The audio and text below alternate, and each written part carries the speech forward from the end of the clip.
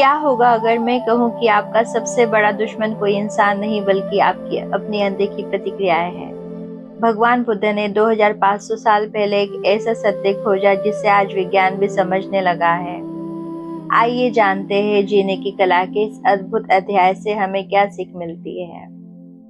हम पढ़ रहे हैं जीने की कला विपश्यना साधना विपश्यनाचार्य श्री सत्यनारायण गोयंका के प्रशिक्षणानुसार विलियम हार्ट की लिखी हुई ये बुक है विपश्यना विशोधन विन्यास धम्मगिरी गतपुरी से।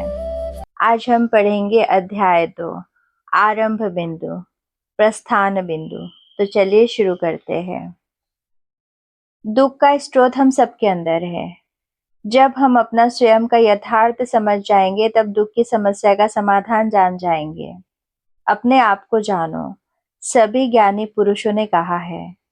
स्वयं की प्रकृति जानकर हमें शुरुआत करनी चाहिए, अन्यथा हम अपनी अथवा संसार की समस्याओं का समाधान कभी नहीं कर सकते हैं। परंतु वास्तव में हम अपने बारे में क्या जानते हैं? हम में से प्रत्येक अपने महत्व का, अपने अनोखेपन का कायल है, लेकिन अपने बारे में हमारा ज्ञान सतही है। अधिक गहरे स्तर पर हम अपने को बिल्कुल नहीं जानते हैं। बुद्ध ने अपनी प्रकृति की गवेषणा कर मानव प्राणी के प्रपंच की खोज की। पूर्व की सारी धारणाओं को एक ओर रखकर उन्होंने अपने अंदर सत्य की खोज की और अनुभव किया कि प्रत्येक प्राणी 5 तत्वों का समुच्चय है, जिनमें 4 मानसिक नाम और एक शारीरिक रूप है। रूप, हम भौतिक पक्ष से शुरू करें। यह सभी इंद्रियों द्वारा तुरंत जाने वाला हमारा सर्वाधिक भासमान तथा स्पष्ट अंश है। फिर भी हम सचमुच इसके बारे में कितना कम जानते हैं। ऊपरी तौर पर हम अपने शरीर को नियंत्रित कर सकते हैं। चेतन इच्छा के अनुसार यह चलता है और काम करता है। लेकिन दूसरे स्तर पर देखें तो पाएंगे कि सभी आंतरिक इंद्रियां हमारे नियंत्रण में नहीं हैं और वे बिना हमारे जानकारी के काम करती रहती है। अधिक सूक्ष्मतर स्तर पर अनुभूति के रूप में हम अनवरत क्रियाशील अपने शरीर की प्रत्येक कोशिका की जीव रासायनिक प्रक्रियाओं के बारे में कुछ नहीं जानते। फिर भी भौतिक प्रपंच का यह अंतिम सत्य नहीं है। अंततः देखने में ठोस लगने वाला यह शरीर ऐसे नन्हे नन्हे कणों से बना है जिनके बीच पोल ही पोल है। इतना ही नहीं, इन सूक्ष्म कलापों का भी कोई अस्तित्व नहीं है। उनमें से एक की अस्तित्व अवधि सेकंड के 1 खरब करोड़ 10 अंक भाग से भी कम है। कणों का भी कंपनों के प्रवाह की तरह निरंतर उदय-व्यय होता रहता है, उत्पन्न होना तथा नष्ट होना होता रहता है। शरीर तथा अन्य सभी पदार्थों का यही परमार्थ सत्य है, जिसकी खोज आज से 2500 वर्ष पहले बुद्ध ने की थी। अपने स्वयं की खोजों द्वारा आधुनिक वैज्ञानिकों ने भौतिक जगत के इस परम सत्य को पहचाना और स्वीकार किया है। फिर भी ये वैज्ञानिक न तो मुक्त हुए और न बुद्धत्व को प्राप्त किया। जिज्ञासा के कारण उन्होंने इस जगत के स्वरूप की अपनी बुद्धि का प्रयोग कर और उपकरणों के जरिए खोज की। इसके विपरीत बुद्ध का प्रयोजन केवल जिज्ञासा नहीं अपितु दुख से बाहर निकलने के लिए एक मार्ग खोजने का था। उन्होंने अपने मन के अतिरिक्त इस खोज में किसी अन्य उपकरण का प्रयोग नहीं किया। उन्होंने जिस सत्य की खोज की वह बौद्धिक चिंतन का परिणाम नहीं था अपितु उनके प्रत्यक्ष अनुभव का परिणाम था और इसी कारण वे मुक्त हुए। उन्होंने पाया कि सारा भौतिक जगत ऐसे कलापों से बना है जिनमें 8 इकाइयां जुड़ी ही रहती है। इसलिए इन्हें पाली भाषा में कलाप अथवा अविभाज्य इकाई कहा। ये इकाइयां हैं 4 महाभूत अग्नि, जल, पृथ्वी और वायु तथा वर्ण, गंध, रस और ओज। वे मिलकर संरचनाओं का निर्माण करते हैं जिनमें स्थायित्व प्रतीत होता है, परंतु वे वास्तव में नन्हे-नन्हे कलापों के द्वारा बने हैं जो निरंतर उदय-व्यय होते रहते हैं। यह पदार्थ का परमार्थ सत्य है, तरंगों अथवा अणुओं का अनवरत प्रवाह। यह शरीर है जिसे हम सभी अपना कहते हैं। नाम चित्त मन शारीरिक प्रक्रिया के साथ साथ मानसिक प्रक्रिया है जिसे मन या चित्त कहते हैं। यद्यपि इसका न तो स्पर्श किया जा सकता है और न इसे देखा जा सकता है, परंतु ऐसा लगता है कि यह शरीर की अपेक्षा हमारे साथ अधिक घनिष्ठ रूप से जुड़ा है। हम इस शरीर के बिना अपनी भावी सत्ता की तस्वीर खींच सकते हैं, परंतु हम अपने मन के बिना ऐसी किसी सत्ता की कल्पना नहीं कर सकते। फिर भी हम मन के बारे में कितना कम जानते हैं और इसे नियंत्रित करने की कितनी कम क्षमता हम में है। कितनी बार जो हम चाहते हैं उसे यह नहीं करने देता और जो हम नहीं चाहते हैं यह वही करता है। चेतन मन पर हमारा नियंत्रण काफी कम है, परंतु अचेतन मन हमारी शक्ति और समझ के बिल्कुल परे लगता है। यह ऐसी प्रवृत्तियों से सराबोर है जिनका हम अनुमोदन नहीं कर सकते अथवा जिनका हमें जरा भी ज्ञान नहीं है। बुद्ध ने शरीर के साथ मन का भी परीक्षण किया और यह पाया कि मोटे तौर पर इसके 4 विभाजन हैं: विज्ञान, संज्ञा, संवेदना, वेदना और प्रतिक्रिया संस्कार। पहली प्रक्रिया विज्ञान है, जो मन का ग्रहणशील भाग है, जो केवल घटना की घटने को जानता है, चाहे वह शारीरिक हो या मानसिक। यह प्रपंच के घटित होने की सूची बनाता है, बिना अच्छे बुरे का वर्गीकरण किए। दूसरी मानसिक प्रक्रिया है संज्ञा, जिससे हम पहचान करते हैं। विज्ञान द्वारा जाने गए को यह पहचानता है। यह विभाजन, पृथकीकरण करता है, चिन्हीकरण करता है और विज्ञान द्वारा प्राप्त सूचनाओं का सुखद या दुखद में मूल्यांकन करता है। चित्त की तीसरी प्रक्रिया वेदना अथवा संवेदना है। असल में जैसे ही किसी विषय का स्पर्श होता है, संवेदना का उदय होता है, जो इस बात का संकेत है कि कुछ हो रहा है। जब तक कि संवेदना का मूल्यांकन नहीं होता है, वह अनिश्चित बनी रहती है। परंतु एक बार जब प्राप्त सूचना का मूल्यांकन हो गया, तब संवेदना सुखद या दुखद हो जाती है, जो मूल्यांकन पर निर्भर करता है। यदि संवेदना सुखद है, तो उस अनुभव को देर तक बनाए रखने और उसे अधिक तीव्र बनाने की इच्छा होती है। यदि संवेदना दुखद होती है, तो उसे न होने देने, रोकने अथवा दूर करने की इच्छा होती है। मनचाही अथवा अनचाही के साथ मन प्रतिक्रिया करता है। उदाहरण स्वरूप, जब श्रवणेंद्रिय सामान्य रूप से काम करती है और हम कोई आवाज सुनते हैं, तब संज्ञा काम करने लगती है। जब हम अच्छे अथवा बुरे मूल्यांकन के साथ किसी आवाज को शब्द के रूप में पहचानते हैं, तब पहचान की क्रिया शुरू हो जाती है। इसके पश्चात वेदना अथवा संवेदना जागती है। यदि शब्द प्रशंसा के हैं तो सुखद संवेदना जागती है, यदि वे गाली के हैं तो दुखद संवेदना जागती है। प्रतिक्रिया तुरंत होती है। यदि संवेदना सुखद है तो हम उसे चाहने लगते हैं, प्रशंसा के और शब्द सुनना चाहते हैं। यदि संवेदना दुखद है तो हम उसे नहीं चाहते और गाली को रोकना चाहते हैं। जब कोई अन्य इंद्रिय अपने विषय का स्पर्श करती है, तब उससे संबंधित चरण घटित होते हैं: चेतना, विज्ञान, संज्ञा, संवेदना, संस्कार। मानस के 4 क्रियाएं भौतिक यथार्थ को संघटित करने वाले क्षणभंगुर कलापों की अपेक्षा अधिक क्षणिक है। प्रत्येक क्षण जब इंद्रिया किसी विषय के संसर्ग में आती है, चारों मानसिक प्रतिक्रियाएं विद्युत गति के समान त्वरित घटित होती है और स्पर्श के प्रत्येक उत्तरवर्ती क्षण के साथ इसे दोहराते हैं। इतनी त्वरित गति से घटित होती है कि हमें पता ही नहीं चलता कि क्या हो रहा है। जब कोई प्रतिक्रिया बार-बार दोहराई जाती है, एक लंबे समय के लिए दोहराई जाती है और वह एक सुस्पष्ट तीव्र स्वरूप ग्रहण कर लेती है, तभी इसकी जानकारी चेतना के आधार पर होती है। मनुष्य के स्वभाव का सर्वाधिक चकित करने वाला पक्ष यह नहीं है कि इसमें क्या है, बल्कि यह कि इसमें क्या नहीं है।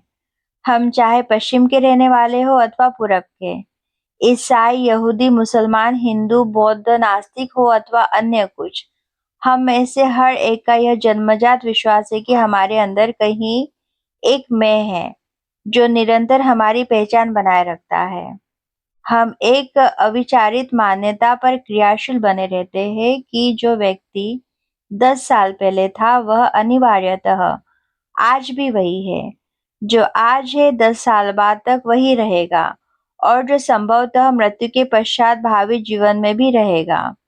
हम किसी भी दर्शन, सिद्धांत अथवा विश्वास को सही माने, वास्तव में हम सभी अपना जीवन इस दृढ़ धारणा के साथ जीते हैं कि मैं था, मैं हूँ, मैं रहूंगा। बुद्ध ने इस मैं की अवधारणा को चुनौती दी। ऐसा करते हुए वे दूसरों के वाद को चुनौती देने के लिए एक अन्य कल्पित मत का प्रतिपादन नहीं कर रहे थे। उन्होंने बार-बार जोर दिया कि वह किसी वाद को प्रस्तुत नहीं कर रहे हैं, बल्कि केवल उस सत्य का ज्ञापन कर रहे हैं, जिसका उन्होंने अनुभव किया है और जिसका अनुभव कोई भी सामान्य व्यक्ति कर सकता है। सम्यक संबुद्ध ने सारे वाद छोड़ दिए हैं। उन्होंने कहा, क्योंकि उन्होंने पदार्थ की सच्चाई को विज्ञान, संज्ञा, वेदना, संस्कार, चेतना और उनके उत्पाद व्यय को देख लिया है। प्रकट में मनुष्य दिखते हुए भी उन्होंने पाया कि हर मनुष्य पृथक परंतु संबद्ध प्रक्रियाओं का पुंज मात्र है। प्रत्येक कारण पूर्ववर्ती कार्य का परिणाम है जो बिना किसी अंतराल के इसका अनुगमन करता है। कार्य कारण की अविच्छिन्न गति निरंतरता की पहचान का आभास उत्पन्न करती है, परंतु यह केवल भासमान सत्य है, परमार्थ सत्य नहीं। हम किसी नदी को कोई नाम दे सकते हैं, परंतु वास्तव में यह अपने प्रवाह में कभी न रुकने वाली जलधारा है। हम एक मोमबत्ती के प्रकाश को अविच्छिन्न सोच सकते हैं, परंतु यदि हम ध्यान से देखें तो यह वास्तव में उस बत्ती से निकलने वाली एक लौ है जो एक क्षण के लिए बत्ती से निकलकर जलती है, नष्ट हो जाती है, फिर तुरंत दूसरी लौ निकलती है, नष्ट होती है। यही प्रक्रिया क्षण प्रतिक्षण होती रहती है। हम बिजली के बल्ब के प्रकाश की बात करते हैं, कभी रुककर यह नहीं सोचते कि वास्तव में यह नदी के समान है, एक निरंतर प्रवाह। यहाँ लैम्प का अर्थ है ऊर्जा का प्रवाह जो विद्युत उत्पादन यंत्र से अनवरत उत्पन्न होता है।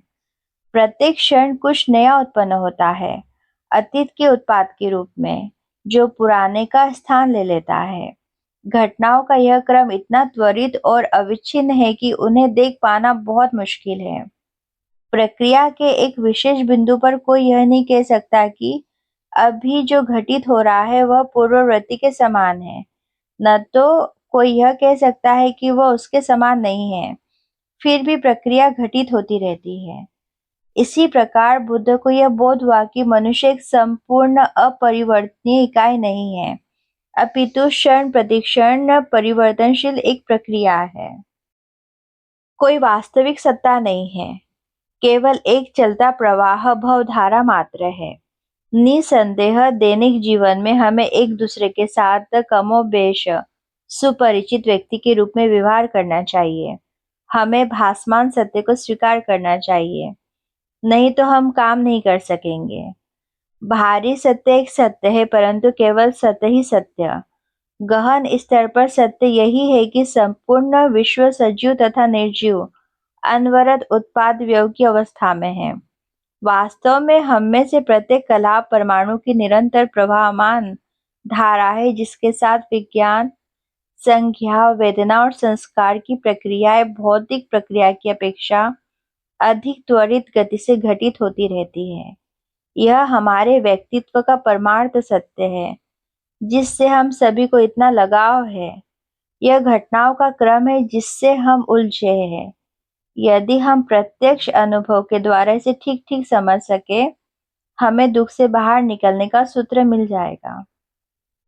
प्रश्नोत्तर।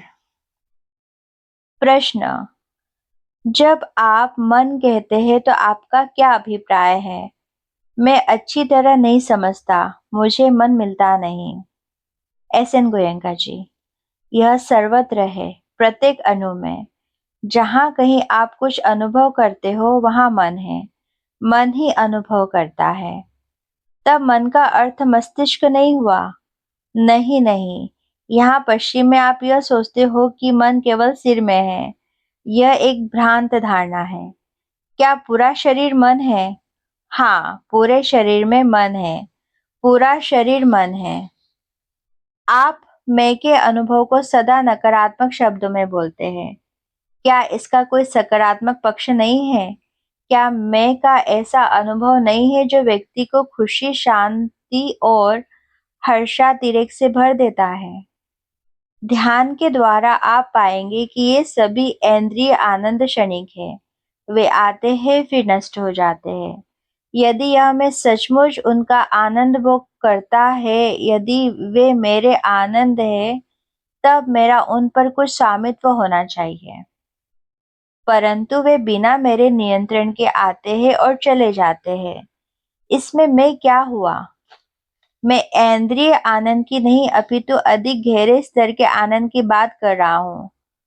उस स्तर पर मैं का बिल्कुल ही कोई महत्व नहीं है। जब आप उस स्तर पर पहुंचते हैं, अहंकार नष्ट भंग हो जाता है, केवल आनंद शेष रहता है। तब मैं का प्रश्न ही नहीं उठता है। तो इससे मैं की बजाय व्यक्ति का अनुभव कहे। अनुभूति अनुभव करती है, कोई अनुभव करने वाला नहीं। घटनाएं घट रही है, बस इतना ही।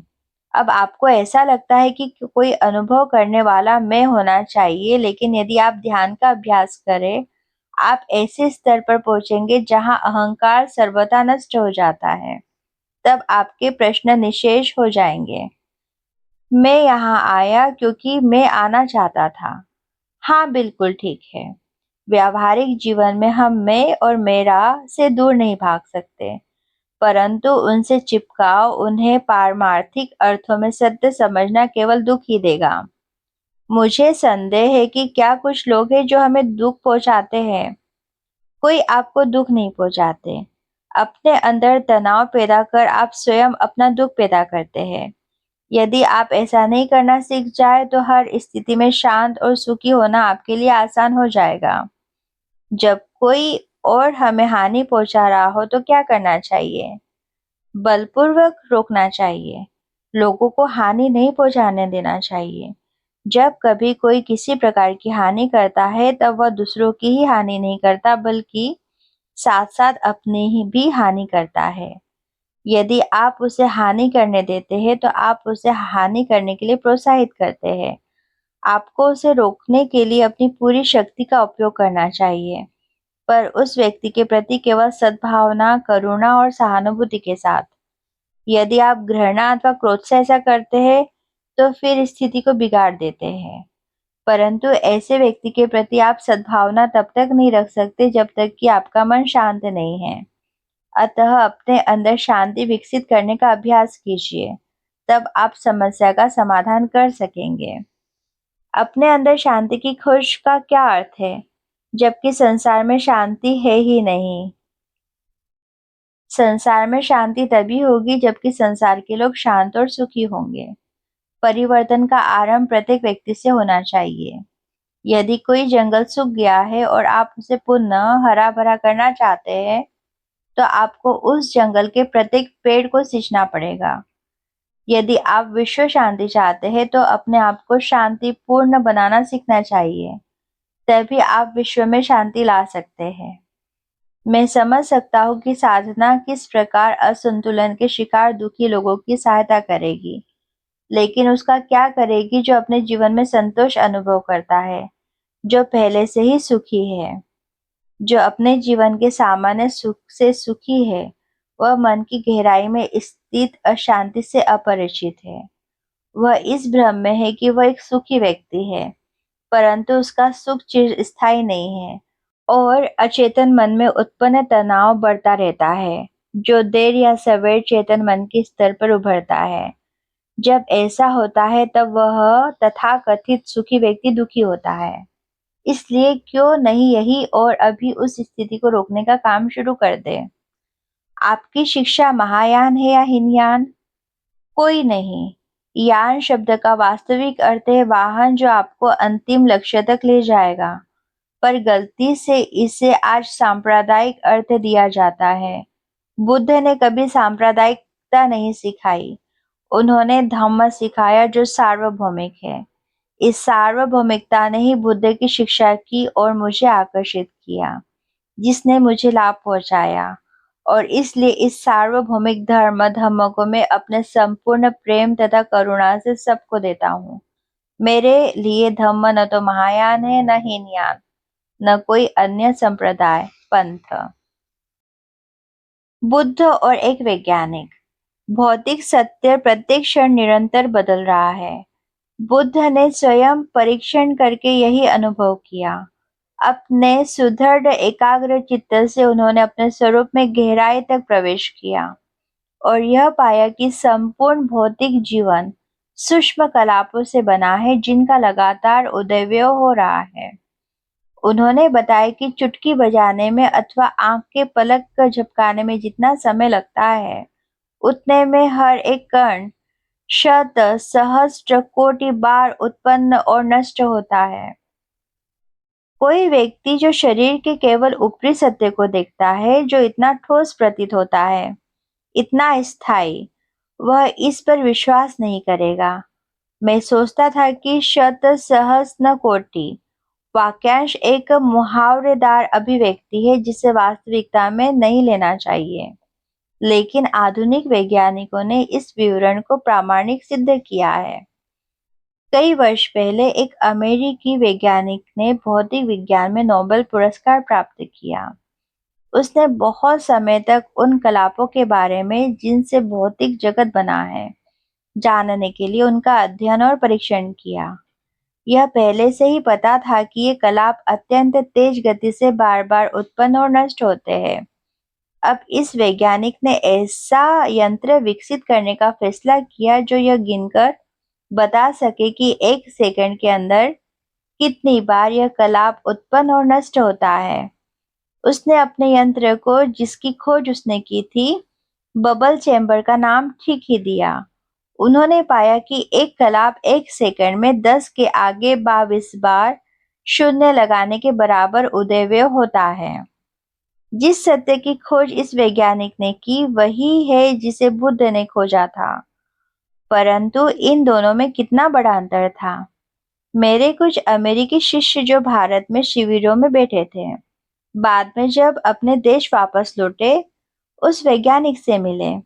उन्होंने मुझे बताया कि इस तथ्य के होते हुए भी कि उसने इतने बड़े इस सत्य की खोज की थी, उसके पास भी एक साधारण व्यक्ति की तरह दुखों का भंडार है। वह भी दुख से मुक्त नहीं हुआ है। नहीं, वह वैज्ञानिक बुद्ध नहीं बना। सभी दुखों से मुक्त नहीं हुआ क्योंकि उसने भौतिक सत्य के दर्शन प्रत्यक्ष रूप से नहीं किए। उसने जो सीखा है वह केवल बौद्धिक ज्ञान है। उसका इस सत्य में केवल विश्वास है क्योंकि उस यंत्र में उसकी आस्था है, जिसकी उसने खोज की। लेकिन उसने इस सत्य का अनुभव स्वयं नहीं किया है। इस व्यक्ति अथवा आधुनिक विज्ञान के विरुद्ध मुझे कुछ नहीं कहना है। हमें यही कहना है कि केवल बाहरी दुनिया का वैज्ञानिक होना पर्याप्त नहीं है। सत्य की प्रत्यक्ष अनुभूति के लिए बुद्ध की भांति हमें अपने आंतरिक संसार का भी वैज्ञानिक होना चाहिए। सत्य का व्यक्तिगत अनुभव स्वतः मन के काम करने के ढंग को बदलेगा, जिससे कि व्यक्ति सत्य के अनुसार जीवन जीना आरंभ करेगा। हमारी प्रत्येक क्रिया स्वयं तथा दूसरों के कल्याण के प्रति उन्मुख हो जाती है। यदि यह आंतरिक अनुभव नहीं है, तब विज्ञान का विनाशकारी प्रयोग ही होगा। परंतु यदि हम अपने आंतरिक सत्य के वैज्ञानिक बनते हैं, तब हम सबके सुख के लिए विज्ञान का सही उपयोग करेंगे। इस अध्याय में आचार्य एस.एन. गोयनका जी एक बहुत गहरी बात समझाना चाहते हैं। उनका सार केवल इतना नहीं है कि सब कुछ बदल रहा है, बल्कि यह है कि जब तक हम इस सत्य को अपने अनुभव से नहीं देखेंगे, तब तक दुख से मुक्त नहीं हो सकते। आचार्य गोयनका जी क्या कहना चाहते हैं? दुनिया को बदलने से पहले अपने मन को समझो, क्योंकि दुख बाहर की घटना से नहीं, उस घटना पर मन की प्रतिक्रिया से पैदा होता है। उदाहरण, अगर कोई आपको गाली देता है तो गाली अपने आप आपको दुख नहीं देती। दुख तब पैदा होता है जब मन के अंदर क्रोध, द्वेष या अहंकार की प्रतिक्रिया उठती है। विपश्यना इसी प्रतिक्रिया को देखना सिखाती है। वैज्ञानिक उदाहरण, आचार्य गोयनका जी बताते हैं कि भगवान बुद्ध ने 2500 वर्ष पहले अनुभव किया कि शरीर कोई ठोस वस्तु नहीं है, बल्कि सूक्ष्म कणों और लगातार बदलती प्रक्रियाओं का प्रवाह है। आज विज्ञान भी कुछ हद तक यही बताता है। हमारा शरीर लगातार बदल रहा है। त्वचा की कोशिकाएं, खून की कोशिकाएं और शरीर के कई ऊतक समय समय पर नए बनते रहते हैं। परमाणु एटम्स भी स्थिर नहीं होते। उनके भीतर इलेक्ट्रॉन लगातार गति करते हैं। लेकिन गोयंका जी एक महत्वपूर्ण अंतर बताते हैं। वैज्ञानिक इन बातों को उपकरणों से देखते हैं, जबकि बुद्ध ने इन्हें अपने शरीर और मन का प्रत्यक्ष अनुभव करके जाना। यही विपश्यना का उद्देश्य है, सत्य को मानना नहीं, स्वयं अनुभव करना। पूरे अध्याय का सार। पहला, दुख का कारण बाहर नहीं, मन की प्रतिक्रिया है। दूसरा, शरीर और मन हर क्षण बदल रहे हैं, अनिच्छा। तीसरा, मैं और मेरा की पकड़ ही दुख का कारण बनती है। चौथा, विपश्यना हमें हर संवेदना को बिना राग और द्वेष के देखना सिखाती है। पांचवा, जब प्रतिक्रिया बंद होती है तब नए संस्कार नहीं बनते और पुराने संस्कार मिटने लगते हैं। छठवां, यही धीरे धीरे शांति और मुक्ति का मार्ग है। भगवान बुद्ध ने जो सत्य 2500 वर्ष पहले अपने अनुभव से खोजा था, आज विज्ञान उसके कुछ पहलुओं की पुष्टि करता है। लेकिन बुद्ध ने कहा, सिर्फ जानना काफी नहीं। जब तक आप उसे अपने भीतर अनुभव नहीं करते, तब तक वास्तविक परिवर्तन नहीं होगा। यही विपश्यना का सार है। दोस्तों, आज तक के लिए इतना ही। नेक्स्ट एपिसोड में हम पढ़ेंगे अध्याय 3, तात्कालिक आसन्न कारण। मिलते हैं हम नेक्स्ट वीडियो में। अगर आपको हमारा चैनल अच्छा लगता होगा तो प्लीज लाइक और सब्सक्राइब करना मत भूलिएगा। Bye bye and take care.